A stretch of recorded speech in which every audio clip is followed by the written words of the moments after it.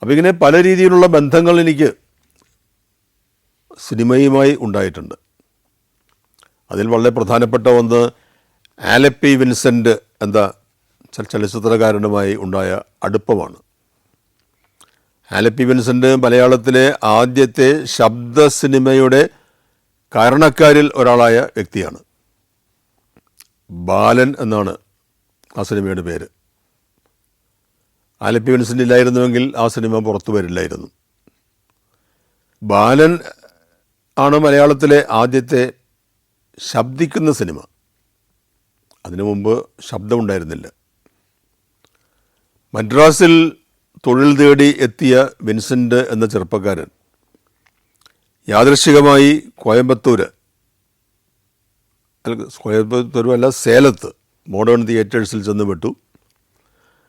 അവിടെ ആദ്യത്തെ മലയാള സിനിമ തയ്യാറാക്കുന്നതിനുള്ള ശ്രമം നടന്നുകൊണ്ടിരിക്കുകയാണ്. ഏത് ശ്രമത്തിലും കുറേ തട്ടിപ്പുകാരുണ്ടാവുമല്ലോ. അങ്ങനെ ചിലരുടെയൊക്കെ കയ്യിൽ അകപ്പെട്ട് ആ സിനിമ പുറത്ത് വരുന്നില്ല എന്ന അവസ്ഥയിൽ നിൽക്കുമ്പോഴാണ് വിൻസെൻ്റ് അവിടെ എത്തുന്നത്. വിൻസെൻ്റ് ആകെ അടിമുടി ഒന്ന് ഉടച്ചു വാർത്തു. മുതുകുളം രാഘവൻ പിള്ളയെ കൊണ്ട് സ്ക്രിപ്റ്റ് എഴുതിച്ചു. സ്ക്രിപ്റ്റ് മാത്രമല്ല, പാട്ടും എഴുതിച്ചു. അങ്ങനെ സെബാസ്റ്റ്യൻ കുഞ്ഞൂഞ്ഞ് ഭാഗവതർ എന്ന അക്കാലത്തെ അതുല്യനായ നടൻ ആലപ്പി വിൻസെൻ്റിൻ്റെ സഹോദരനാണ്. സെബാസ്റ്റ്യൻ കുഞ്ഞൂഞ്ഞ് ഭാഗവതരുടെ സഹായത്തോടെ അഭിനേതാക്കളെയൊക്കെ കണ്ടെത്തി ആ സിനിമയുടെ നിർമ്മാണം പൂർത്തിയാക്കി. ഞാൻ ആലപ്പി വിൻസെൻ്റിനെ കുറിച്ച് ഒരു പുസ്തകം എഴുതിയപ്പോൾ അതിന് നൽകിയ പേര് തന്നെ മലയാള സിനിമയുടെ സ്നാപകൻ എന്നാണ്. സ്ഥാപകൻ എന്നല്ല, സ്നാപകൻ. സ്നാപകൻ എന്ന് പറഞ്ഞാൽ ബൈബിളിൽ പറയുന്ന സ്നാപക യോഹന്നാൻ. അപ്പോൾ അങ്ങനെ അദ്ദേഹം ഇല്ലായിരുന്നുവെങ്കിൽ ആ സിനിമ അന്ന് പുറത്തു വരുമായിരുന്നില്ല. അദ്ദേഹം പിന്നീട് രാഷ്ട്രീയത്തിലുണ്ടായിരുന്നു. KR ഗൗരി, TV തോമസൊക്കെ ആലപ്പുഴക്കാരാണല്ലോ, വലിയ അടുത്ത ബന്ധമായിരുന്നു. അവരുടെയൊക്കെ സഹായത്തോടെ ആലുവയിൽ സഹകരണ മേഖലയിൽ ഒരു ഫിലിം സ്റ്റുഡിയോ ആരംഭിച്ചു. അജന്ത സ്റ്റുഡിയോ എന്നാണ് ആ സ്റ്റുഡിയോയുടെ പേര്. സഹകരണ മേഖലയിൽ ഒരുപക്ഷെ ഇന്ത്യയിലെ തന്നെ ആദ്യത്തെ സ്റ്റുഡിയോ ആയിരിക്കും. അവിടെ ധാരാളം നല്ല പടങ്ങൾ അവിടെ ഷൂട്ട് ചെയ്തിട്ടുണ്ട്. MT വാസുദേവൻ നായരുടെ ഓപ്പോൾ ഉൾപ്പെടെ പല നല്ല സിനിമകളുമുണ്ട്. അപ്പോൾ ആ വിൻസെൻ്റുമായിട്ടുള്ള എൻ്റെ അടുപ്പം, ഞങ്ങൾ എല്ലാ ആഴ്ചയും എറണാകുളത്ത് കാണുമായിരുന്നു. ദീർഘനേരം സംസാരിക്കുമായിരുന്നു. കാരണം ഇന്ത്യൻ എക്സ്പ്രസ്സിൽ എൻ്റെ വീക്ക്ലി ഓഫ് ബുധനാഴ്ചയായിരുന്നു. അതുകൊണ്ട് ആ ബുധനാഴ്ചയാണ് ഞങ്ങൾ കണ്ടിരുന്നത്. അന്ന് വിൻസെൻ്റ് മുഖേനയും ചില ഓഫറുകളൊക്കെ എനിക്ക് വന്നിട്ടുണ്ട് സ്ക്രിപ്റ്റ് എഴുതുന്നതിന്. വല്ലാർപാടത്തമ്മ എന്ന പേരിൽ വല്ലാർപാടം പള്ളിയിലെ ചരിത്രം, അവിടുത്തെ മാതാവിൻ്റെ ചരിത്രം ഒക്കെ ചേർത്തുകൊണ്ട് ഒരു സിനിമ എടുക്കാൻ. സിനിമ എടുക്കുന്നതിന് എല്ലാ കാലത്തും പ്രൊഡ്യൂസർമാരിങ്ങനെ വന്നുകൊണ്ടിരിക്കും. അത് അവസാനിക്കാത്ത ഒരു വർഗമാണത്. ഒരാൾ വരുന്നു, നിഷ്ക്രമിക്കുന്നു, അടുത്തയാളെപ്പോഴേക്കും എത്തിക്കഴിയും. വല്ലാർപാടത്തമ്മ എന്ന പേരിൽ ഒരു സിനിമ ഇറക്കാൻ പോകുന്നു. അതിൻ്റെ സ്ക്രിപ്റ്റ്, ആ ജോലിയും എന്നെ ഏൽപ്പിച്ചു. അത് ഞാനും എൻ്റെ സുഹൃത്ത് സുരേഷ് മാഞ്ഞരാനും ഒക്കെ ചേർന്നൊരു സ്ക്രിപ്റ്റ് തയ്യാറാക്കി കൊടുക്കുകയും ചെയ്തതാണ്. പക്ഷെ അതിന് അഡ്വാൻസും കിട്ടിയില്ല, പ്രതിഫലം ഒട്ടും കിട്ടിയില്ല, സിനിമ ആയതുമില്ല.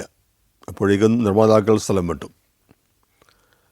പക്ഷെ പിന്നീട് സുരേഷ് മാഞ്ഞരാൻ ഇംഗ്ലീഷ് പ്രൊഫസറാണ് ഗവൺമെൻറ് കോളേജുകളിൽ. മഹാരാജാസ് കോളേജിൽ ഞങ്ങൾ ഒരുമിച്ച് പഠിച്ചതുമാണ്. വലിയ കടുത്ത സിനിമാ ഭ്രാന്തനാണ്. സിനിമയെക്കുറിച്ച് ധാരാളം ആശയങ്ങൾ അതിന് തലയിലുണ്ട്. അദ്ദേഹം ഒരു സിനിമ എടുത്തു, മമ്മൂട്ടി, ജയഭാരതി ഉൾപ്പെടുത്തിക്കൊണ്ട് KN ശശിധരൻ സംവിധാനം ചെയ്ത കാണാതായ പെൺകുട്ടി.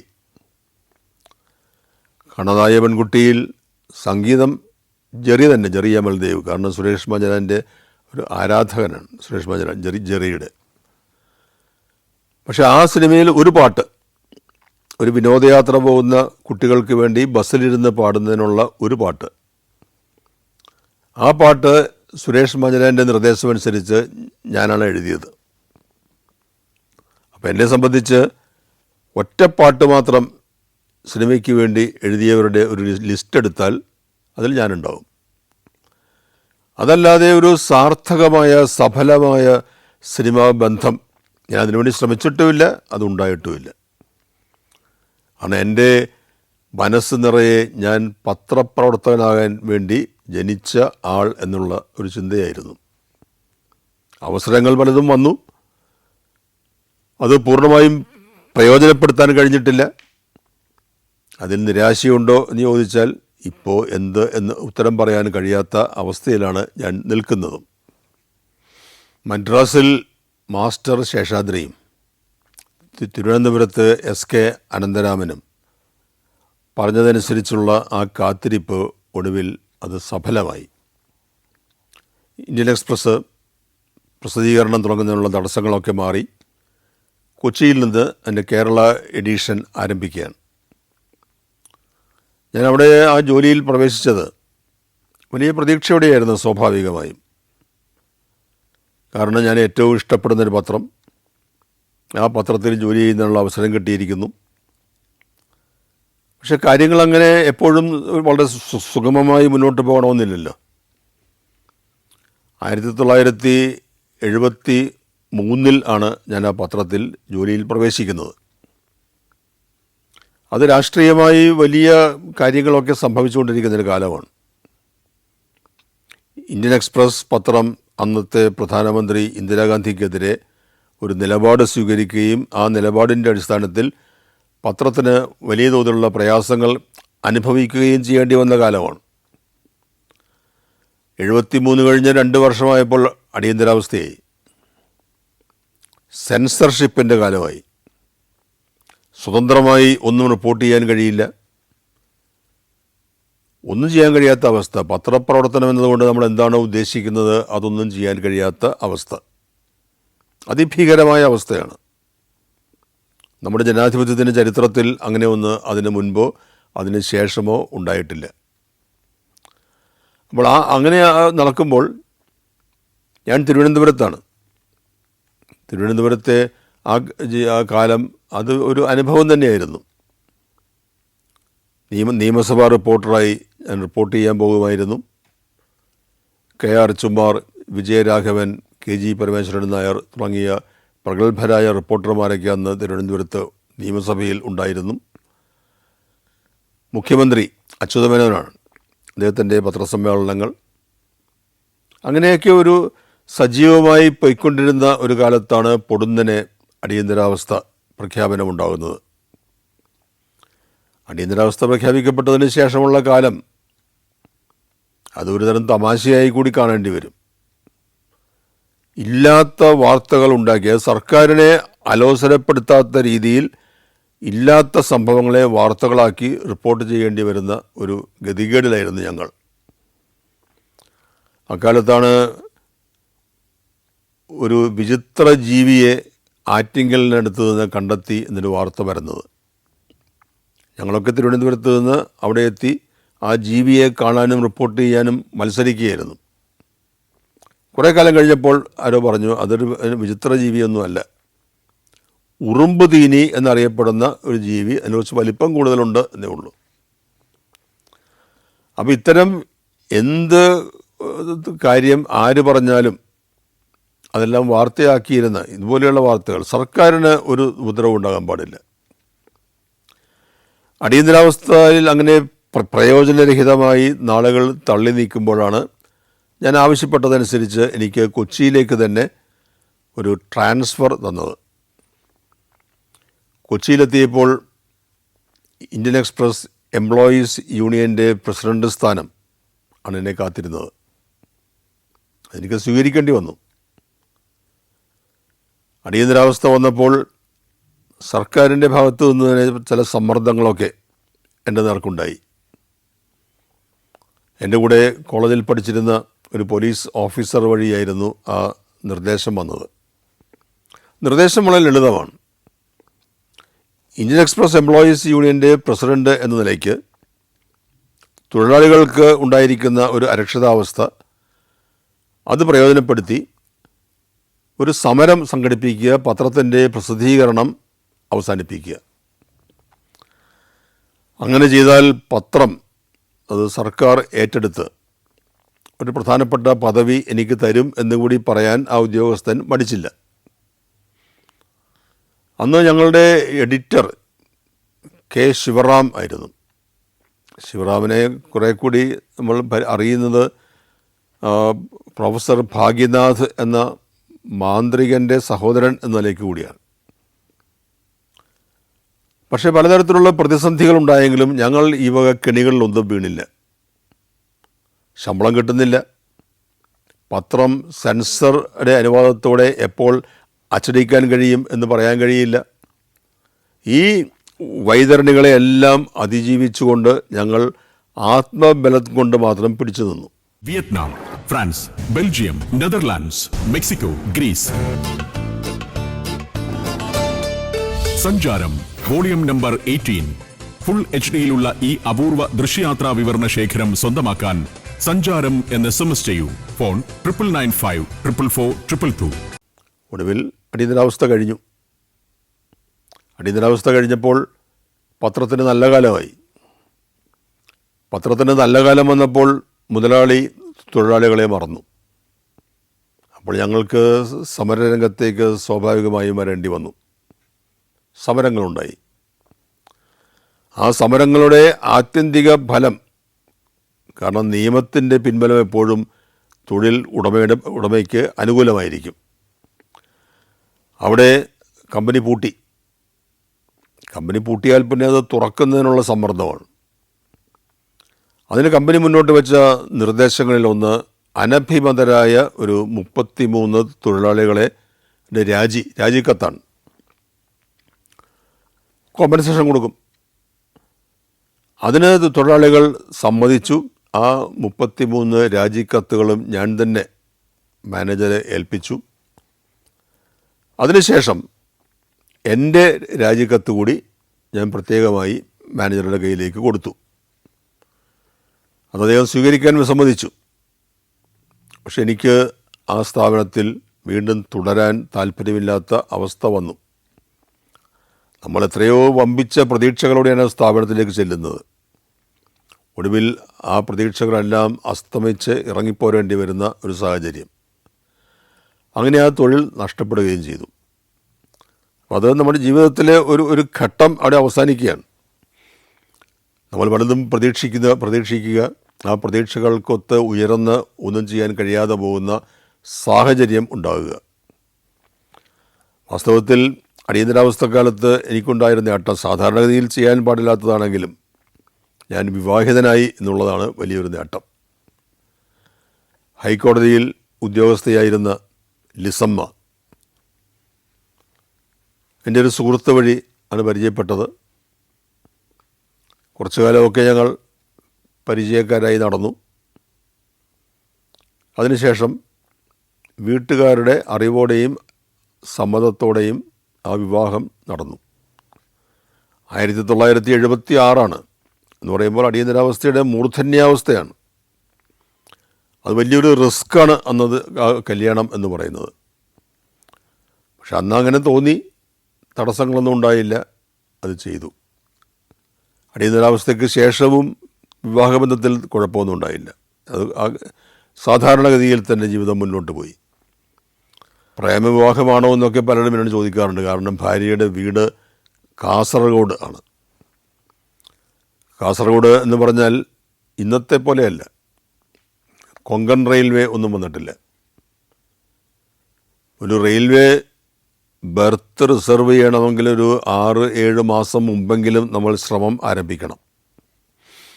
അങ്ങനെയുള്ള ഒരു സാഹചര്യത്തിൽ ഞാൻ ഈ KSRTC സ്റ്റാൻഡിൽ രാത്രി നിൽക്കുമ്പോൾ ഏറ്റവും വടക്കേ അറ്റത്തേക്ക് പോകുന്നൊരു ബസ് പയ്യന്നൂരാണ്. എൻ്റെ ധാരണ അതിനപ്പുറത്തേക്ക് കേരളം ഇല്ല എന്നായിരുന്നു. അപ്പം അങ്ങനെയുള്ള വിദൂരമായ ഒരു ദേശത്ത് കാസർഗോഡ് ആകെ ഒരേ ഒരു തീവണ്ടി മലബാർ എക്സ്പ്രസ്. ഇപ്പം ഇന്നത്തെ പോലെ ഈ കൂടെ തുരുതുര വണ്ടികൾ പോകുന്നതൊക്കെ ഈ കൊങ്കൺ റെയിൽവേ വന്നതിന് ശേഷമാണല്ലോ. അപ്പം അങ്ങനെയുള്ള ഒരു കാലത്ത് അത്രയും അപരിചിതമായ വിദൂരമായ ഒരു ദേശത്ത് നിന്ന് ഒരു പെൺകുട്ടിയെ ജീവിതത്തിലേക്ക് സ്വീകരിക്കുക എന്നുള്ളത്, അതിൽ എൻ്റെ ഭാഗത്തു നിന്ന് പ്രണയം ഉണ്ടായിരുന്നു എന്ന് വേണമെങ്കിൽ പറയാം. പക്ഷേ ലിസമ്മയുടെ ഭാഗത്തു നിന്ന് അത് ഉണ്ടായിട്ടുമില്ല. വീട്ടുകാരെ അറിയിച്ച് തന്നെയാണ് ആ കല്യാണം ഒരുക്കപ്പെട്ടത്. ഇന്ത്യൻ എക്സ്പ്രസ്സിൽ ഏതാണ്ട് 8 വർഷക്കാലം നീണ്ടുനിന്ന പ്രവർത്തനത്തിന് ശേഷം ജോലി നഷ്ടപ്പെടുത്തി പുറത്തേക്കിറങ്ങിയപ്പോൾ എൻ്റെ മനസ്സിൽ ഉദിച്ചു വന്ന ഒരു ആശയം സ്വന്തമായി എന്തെങ്കിലും ചെയ്യുക എന്നുള്ളതായിരുന്നു. അതിനുവേണ്ടി ഞാനൊരു ചെറിയ പ്രിൻറ്റിംഗ് പ്രസ് സ്ഥാപിച്ചു. കോളേജ് വിദ്യാഭ്യാസ കാലത്ത് ഞങ്ങൾ നടത്തിയിരുന്ന ലാവണ്യ എന്ന മാസിക പുനരുജ്ജീവിപ്പിച്ചു. പല രൂപത്തിൽ ആ മാസിക അക്കാലത്ത് ഇറക്കിയിട്ടുണ്ട്. സിനിമാ പ്രസിദ്ധീകരണമായി ഇറക്കിയിട്ടുണ്ട്, രാഷ്ട്രീയ പ്രസിദ്ധീകരണമായി ഇറക്കിയിട്ടുണ്ട്, പല രൂപവും ഭാവവും അതിന് നൽകിയിട്ടുണ്ട്. ഒന്നും വിജയിച്ചില്ല എന്ന് പ്രത്യേകം പറയേണ്ട കാര്യമില്ല. ഒടുവിൽ ആ പ്രസ് ഞാൻ വിറ്റു. വളരെ ഗൗരവത്തിൽ ഞാൻ തുടങ്ങിയ ആ പ്രിൻറ്റിംഗ് സംവിധാനം ഒരു തമാശക്കാരനാണ് കൊടുത്തത്. കാർട്ടൂണിസ്റ്റ് യേശുദാസൻ ആണത് വാങ്ങിയത്. അദ്ദേഹത്തിൻ്റെ ഹാസ്യമാസിക പ്രിൻ്റ് ചെയ്യുന്നതിന് വേണ്ടിയാണ് അദ്ദേഹം അത് വാങ്ങാൻ തയ്യാറായത്. പിന്നീട് ഈ സ്വന്തം പ്രസിദ്ധീകരണം എന്ന ആശയം അത് വിജയിച്ചില്ല. മറ്റു പലരുമായി സഹകരിക്കുന്നതിന്, ഉദാഹരണത്തിന് അന്ന് ഞങ്ങൾ സിറ്റിസൺ എന്ന പേരിൽ ഒരു മലയാളം വാരിക, അന്ന് കാർഡമം ബോർഡ് സെക്രട്ടറി ആയിരുന്ന KG നായരുമായി സഹകരിച്ച് തുടങ്ങുകയുണ്ടായി. സിറ്റിസൺ എന്ന് പറഞ്ഞാൽ പൗരൻ എന്ന അർത്ഥത്തിലല്ല, നഗരത്തിൻ്റെ സൂര്യൻ, സിറ്റി സൺ. അതും കുറേ കാലം ഇറങ്ങി, പിന്നെ അത് വിജയിച്ചില്ല. അങ്ങനെയെല്ലാം ഈ എറണാകുളത്തെ ചുറ്റിപ്പറ്റി ചെയ്ത കാര്യങ്ങളൊക്കെ ഇങ്ങനെ പാളിപ്പോകുന്ന അവസ്ഥയായിരുന്നു. അന്ന് അല്ലെങ്കിൽ അക്കാലത്ത് ഒരു വലിയ സംഭവം ആരംഭിച്ചു കഴിഞ്ഞിരുന്നു. ഗൾഫിലേക്കുള്ള മലയാളികളുടെ പ്രയാണം. എൻ്റെ കൂടെ ലോ കോളേജിൽ പഠിച്ചിരുന്ന എൻ്റെ ഏറ്റവും അടുത്ത സുഹൃത്ത് ബാബു മേത്തർ, അദ്ദേഹം നാട്ടിലെ പണിയൊക്കെ ഉപേക്ഷിച്ച് ഗൾഫിലേക്ക് പോയി ഒരു ഗൾഫ് പത്രത്തിൽ സാമാന്യം ഭേദപ്പെട്ട ഒരു ഉദ്യോഗത്തിൽ പ്രവേശിച്ചു. ഇന്ത്യൻ എക്സ്പ്രസ്സിൽ എൻ്റെ കൂടെ ജോലി ചെയ്തിരുന്ന MY കുട്ടി, അദ്ദേഹം സൗദി അറേബ്യയിൽ പോയി സൗദി ഗസറ്റ് എന്ന പത്രത്തിൽ ഒരു ഉയർന്ന പദവിയിൽ ജോലിയിൽ പ്രവേശിച്ചു. അങ്ങനെ ധാരാളം പത്രവുമായി ബന്ധപ്പെട്ട ധാരാളം പേർ ഗൾഫിലേക്ക് കുടിയേറുന്ന ഒരു കാലമായിരുന്നു. എനിക്കും അത് ചെയ്യാമായിരുന്നു. ഉറപ്പായിട്ടും ജോലി കിട്ടുമായിരുന്നു. അന്ന് ബാബു മേത്തർ ജോലി ചെയ്തിരുന്ന ആ ദോഹയിലെ പത്രം ഗൾഫ് ടൈംസ്, അതിൻ്റെ എഡിറ്റർ ഒരു ബ്രിട്ടീഷുകാരനായിരുന്നു, ബ്രയൻ നിക്കൾസ് എന്ന പേരിൽ. ഈ ബ്രയൻ നിക്കൾസിനെ വർഷങ്ങൾക്ക് മുമ്പ് എനിക്ക് പരിചയമുണ്ട്. കാരണം കോഴിക്കോട് ഇന്ത്യൻ പ്രസ് ഇൻസ്റ്റിറ്റ്യൂട്ട് ഒരു പത്രപ്രവർത്തകർക്ക് വേണ്ടിയുള്ള വർക്ക്ഷോപ്പ് സംഘടിപ്പിച്ചപ്പോൾ ഞാനതിൽ പങ്കെടുത്തിരുന്നു. അവിടെ ക്ലാസ് എടുക്കാൻ നിയോഗിക്കപ്പെട്ടിരുന്ന വ്യക്തിയായിരുന്നു ഈ ബ്രയൻ നിക്കൾസ്. ആ പരിചയമൊക്കെ പുതുക്കി ബാബു മേത്തറുടെയൊക്കെ സഹായത്തോടെ അവിടെ ഒരു ജോലി തരപ്പെടുത്താമായിരുന്നു. പക്ഷെ അതൊന്നും ചെയ്യാൻ അന്ന് തോന്നിയില്ല. വിദേശ യാത്രയോ വിദേശ ജോലിയോ എൻ്റെ ചിന്തയിലേ ഇല്ലായിരുന്നു. പാസ്പോർട്ട് പോലും ഞാൻ അക്കാലത്ത് എടുത്തിട്ടില്ല.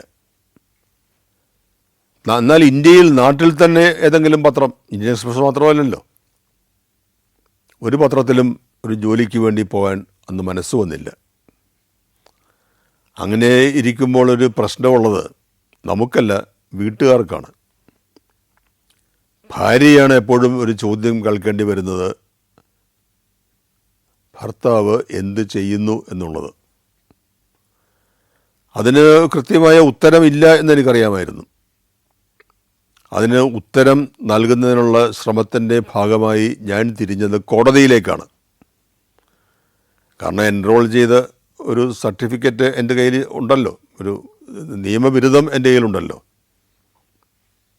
അങ്ങനെ ഞാൻ കേരള ഹൈക്കോടതിയിൽ അഭിഭാഷകനായി മാറി. അഭിഭാഷകനായി മാറിയപ്പോൾ എനിക്കുണ്ടായിരുന്ന ഒരു അസറ്റ് എന്ന് പറയുന്നത് ഡ്രാഫ്റ്റ് ചെയ്യുന്നതിനുള്ള ഒരു പ്രത്യേകത കഴിവ് ആയിരുന്നു. കോടതിയിൽ അതാണല്ലോ, ഡ്രാഫ്റ്റിംഗ് കോടതിയിൽ വളരെ പ്രധാനപ്പെട്ട ഒന്നാണ്. അപ്പം എന്നെ സംബന്ധിച്ച് ഞാൻ ഇംഗ്ലീഷിൽ എഴുതുന്ന കാര്യത്തിൽ എനിക്ക് പ്രത്യേകിച്ചൊരു ബുദ്ധിമുട്ടും ഇല്ല. എൻ്റെ ദീർഘകാല സുഹൃത്തും, വേണമെങ്കിൽ അയൽക്കാരൻ എന്നും പറയാം, പിന്നീട് അദ്ദേഹം ജഡ്ജിയായി, അഡ്വക്കേറ്റ് ജനറലായി, KP ദണ്ഡപാണി. KP ദണ്ഡപാണിയുടെ ഓഫീസിലാണ് ഞാൻ ജോയിൻ ചെയ്തത്, ഒരു ജൂനിയർ അഭിഭാഷകൻ എന്ന നിലയ്ക്ക്.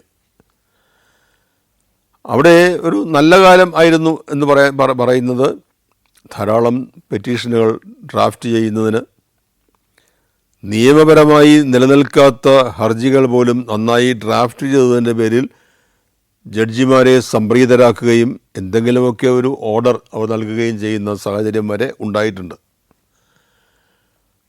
ഞാൻ ആ രംഗത്തേക്ക് പോയാൽ എനിക്കൊരു ഡിസഡ്വാൻറ്റേജ് അപ്പോഴേക്കും വന്നത്, എൻ്റെ പല സുഹൃത്തുക്കളും എന്നോടൊപ്പം പഠിച്ചവർ അവരൊക്കെ നേരത്തെ എൻറോൾ ചെയ്ത് അഭിഭാഷക വൃത്തി ആരംഭിച്ച്, അപ്പോൾ എന്നേക്കാൾ ഒരു 8-10 വർഷത്തേക്ക് ഒരു സീനിയോറിറ്റി അവർക്ക് വന്നു കഴിഞ്ഞിരുന്നു. ഞാൻ ഈ വൈകി എൻറോൾ ചെയ്തത് കൊണ്ട് ഉണ്ടായ ഒരു പ്രശ്നമായിരുന്നു അത്. എങ്കിലും അവിടെ പിടിച്ചു നിൽക്കുക എന്ന് പറഞ്ഞാൽ ഉള്ളിൻ്റെ ഉള്ളിൽ നിഗൂഢമായ ഒരു ആഗ്രഹം ഉണ്ടാകുന്നത് ഒരു പദവി വേണം എന്നുള്ളതാണ്. പദവി എന്ന് പറഞ്ഞാൽ ഒരു ഹൈക്കോടതി അഭിഭാഷകനെ സംബന്ധിച്ച് കിട്ടാവുന്ന പദവി ഒരു ജഡ്ജി ആകുക എന്നുള്ളതാണ്. ഒരു ജഡ്ജി എങ്ങനെ ഉണ്ടാകുന്നു എന്ന ചോദ്യത്തിന് എനിക്ക് ഉത്തരവില്ല എന്ന് ഞാൻ പണ്ട് പറഞ്ഞിട്ടുണ്ട്. ഇപ്പോഴും ആരെങ്കിലും ചോദിച്ചാൽ ഞാൻ അത് തന്നെ പറയും. എങ്കിലും നന്നായി, വളരെ ഗൗരവത്തോടെ ആ തൊഴിൽ ഞാൻ ചെയ്തു. സാമ്പത്തികമായി ഒരു പിൻബലം കിട്ടത്തക്ക രീതിയിൽ ചില പത്രങ്ങളുടെ നിയമകാര്യ ലേഖകനായി പ്രവർത്തിക്കുന്നതിനുള്ള അവസരവും കിട്ടി. വളരെ സാഹസികമായ, ഇപ്പോൾ അതെങ്ങനെ ചെയ്തു എന്ന് വിശദീകരിക്കാൻ കഴിയാത്ത രീതിയിലുള്ള പ്രവർത്തനമായിരുന്നു അത്. ദ ഹിന്ദു, UNI എന്ന ഇംഗ്ലീഷ് വാർത്താ ഏജൻസി, ദേശാഭിമാനി, അങ്ങനെ പല പത്രങ്ങൾക്ക് വേണ്ടി ഒരേ സമയം, എന്ന് വെച്ചാൽ വൈകുന്നേരം ഒരു 2 അല്ലെങ്കിൽ 3 മണിക്കൂറിനകം എല്ലാ പത്രങ്ങൾക്കും ഈ വാർത്ത എല്ലാം കൊടുത്തിരിക്കണം. അങ്ങനെ അതിസാഹസികമായി ഒരു ദ്രുതഗതിയിലുള്ള പ്രവർത്തനമാണ് ഞാൻ നടത്തിയിരുന്നത്. അതിനൊരു കാരണം സാമ്പത്തികം തന്നെയായിരുന്നു. പക്ഷേ ഈ കോടതി വാർത്തകൾ റിപ്പോർട്ട് ചെയ്യുന്ന ആളെന്ന്, പ്രത്യേകിച്ച് ഹിന്ദു പത്രത്തിന് വേണ്ടി റിപ്പോർട്ട് ചെയ്യുന്ന ആൾ എന്നൊക്കെ പറയുമ്പോൾ ജഡ്ജിമാർക്ക് പോലും നമ്മളോടൊരു പ്രത്യേക താല്പര്യം തോന്നും. താല്പര്യം എന്ന് പറഞ്ഞാൽ അതിൽ പരിചയമായി മാറും. അങ്ങനെ ഒരു നല്ല കാലം ആയിരുന്നു ഹൈക്കോടതിയുമായി ബന്ധപ്പെട്ട് എനിക്കുണ്ടായിരുന്നത്. ഞാൻ അധികകാലം അഡ്വക്കേറ്റ് ദണ്ഡപാണിയുടെ ഓഫീസിൽ നിന്നില്ല. അദ്ദേഹം ഒരു വലിയ ഈ ടാസ്ക് മാസ്റ്റർ എന്നൊക്കെ പറയില്ലേ, പണിയെടുപ്പിക്കുന്നതിൽ വിദഗ്ധനാണ്. ചില സാഹചര്യങ്ങളിൽ ഞാൻ ആ പണിയെ ഉപേക്ഷിച്ചു എന്ന് പറയുമ്പോൾ അപ്പോഴൊക്കെ ഞാൻ ഓർത്തു, ആ സ്കൂളിൽ അന്നത്തെ അധ്യാപകൻ നൽകിയ ആ ഉപന്യാസ വിഷയം rolling stone gathers no moss. ഞാൻ അറിയാതെ റോളിംഗ് സ്റ്റോൺ ആയി മാറിക്കൊണ്ടിരിക്കുകയായിരുന്നു. അതിന് ഞാൻ കണ്ടെത്തിയ വിശദീകരണം അതല്ലേ അഭികാമ്യം എന്ന ചോദ്യമായിരുന്നു. റോളിംഗ് സ്റ്റോൺ ആകുമ്പോൾ പായൽ പിടിക്കുന്നില്ല, അഴുക്ക് പിടിക്കുന്നില്ല, നിത്യേന പുതിയ പുതിയ ലോകങ്ങൾ, ജലാശയങ്ങൾ കണ്ടെത്തുന്ന ഒരു പരിശ്രമം. അങ്ങനെയൊക്കെ ന്യായങ്ങളൊക്കെ നമ്മൾ പറയാം എന്നല്ലാതെ അത് ആ സാഹസികത നമ്മെ എവിടെയും എത്തിക്കില്ല എന്ന ഒരു തിരിച്ചറിവ് ഇപ്പോൾ ഉണ്ടായിട്ടുണ്ടോ എന്ന് സംശയമുണ്ട്. അപ്പോൾ അന്നെന്ന് പറയുമ്പോൾ വളരെ ചെറുപ്പത്തിലല്ലേ, കോളേജ് വിദ്യാഭ്യാസം കഴിഞ്ഞ ഉടൻ ഉദ്യോഗാർത്ഥിയായി പ്രതീക്ഷകളോടെ KM മാത്യുവിൻ്റെ മുന്നിൽ ഹാജരായ എനിക്ക്